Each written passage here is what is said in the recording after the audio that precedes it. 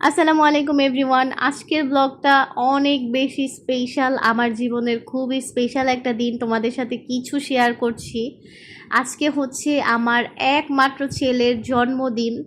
দেখতে দেখতে আমার বাবাটা কত বড় হয়ে গিয়েছে, তার জন্মদিন চলে এসেছে। আলহামদুলিল্লাহ আলহামদুলিল্লাহ। আমার মনে হয় সেই দিন আমার ছেলেটা আমার ঘর আলো করে এসেছে।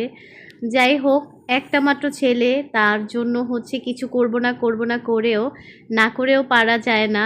সকালবেলা উঠেই জর্দা বসিয়ে দিয়েছি, তারপর চলে গিয়েছি কেকের দোকানে কেক কিনতে। এদিকে কত কেক দেখে আমার মাথা ঘোরাচ্ছে, কোনটা রেখে কোনটা কিনবো। ফাইনালি একটা ডিসাইড করে নিয়ে চলে আসলাম।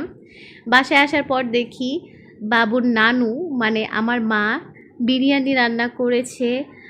বাইরে থেকে এসে কেকটা ফ্রিজে রেখে আমি শাওয়ার নিয়ে এসেছি, আর শাওয়ার নিয়ে এসে বিরিয়ানি তারপর হচ্ছে জর্দা সব কিছু একটু প্লেটে ঢেলে নিচ্ছিলাম, কারণ একটু ছবি টবি তুলবো সেই জন্য আর কি। আমার সাথে এখানে আমার বোনও আমাকে হেল্প করছে।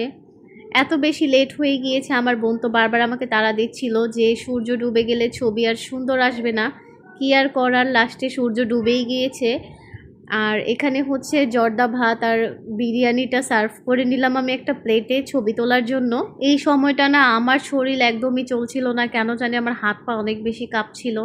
আসলে আমি আজকে রোজা রেখেছি বাবুর জন্য, যেহেতু আমার বাবু এই দিনে হচ্ছে আমার কাছে এসেছে। আল্লাহ সুস্থভাবে আমাকে একটা সন্তান দান করেছে, আল্লাহ তাআলার খুশির জন্য আমি আজকে রোজাটা রেখেছি। আলহামদুলিল্লাহ সব কিছুর জন্য। আমার এখনও মনে হয় যে সেদিন আমার বাচ্চাটা হয়েছে, আমার মনেই হয় না যে কিভাবে সময়গুলো এত বেশি দ্রুত চলে যাচ্ছে, কিভাবে আমার বাবুর 1 বছর হয়ে গিয়েছে। এই যে আমার এত খারাপ লাগছিল, তারপরও আমার এই কাজগুলো করতে এত বেশি ভালো লাগছিল। আসলে অন্যরকম একটা ফিলিংস কাজ করছিল মনের ভিতর।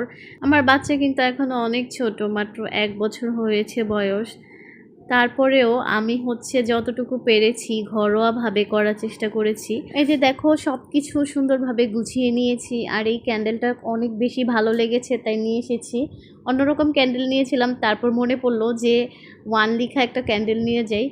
আমার ছেলে কিন্তু কেকটা দেখে অনেক বেশি খুশি হয়ে গিয়েছে। সে তো বারবার ধরে নষ্ট করার চেষ্টা করছিল, আর আমি বারবার তাকে আটকাচ্ছিলাম।